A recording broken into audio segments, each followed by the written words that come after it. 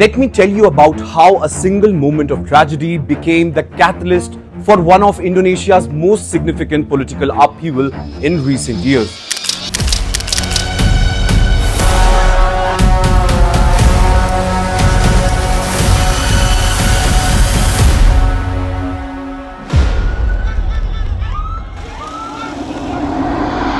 This is the story of Affan Kurniawan, a 21-year-old motorcycle taxi driver whose death on Jakarta street ultimately forced an entire government to bow down and reverse its most controversial policy.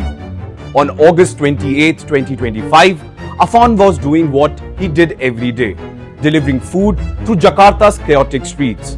He worked for Indonesia's ride-hailing platform, wearing that distinctive green jacket millions of Indonesians recognize as the uniform of survival in the gig economy. Affan wasn't a protester or activist, just a young man trying to make ends meet in a country where Jakarta's minimum wage barely covers basic necessities. And this minimum wage is very important to this entire story.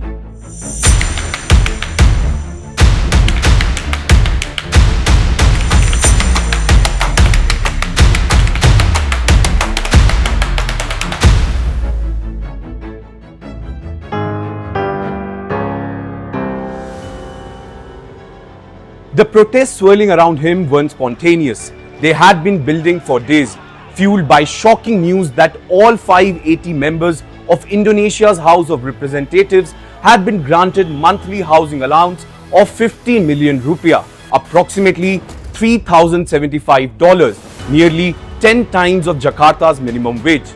This allowance alone could rent luxury homes with marble floors, swimming pools, and 4-car garages in Jakarta's most exclusive neighborhoods. In fact, the timing of this decision was tone deaf.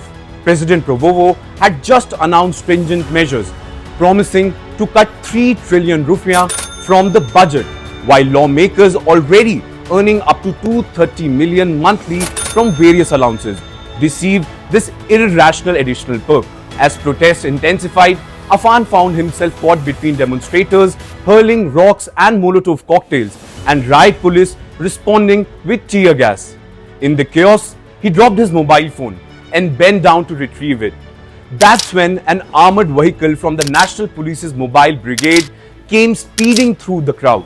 The massive tactical vehicle slammed into Affan, trapping him under its tires. Instead of stopping, the officer hit the accelerator, running over Affan's body as bystanders screamed. Video footage of that very moment spread like wildfire across Indonesian social media.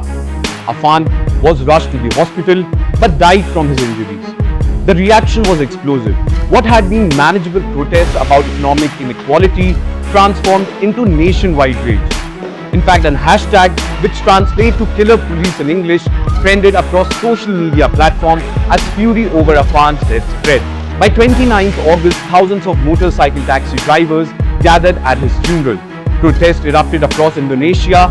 In Makassar, crowds set fire to the regional parliament building, killing 3 people trapped inside.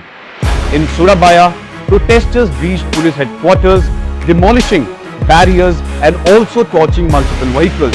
Not only this, but parliament buildings burned, while solidarity protesters reached multiple other locations, including Bali. The uprising's power lay in authenticity.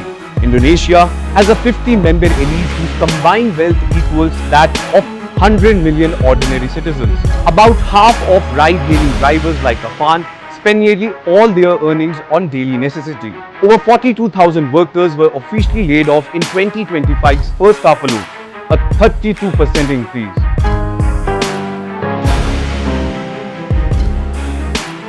President Prabowo, facing his presidency's greatest test, was forced to cancel a China visit and convene emergency meetings.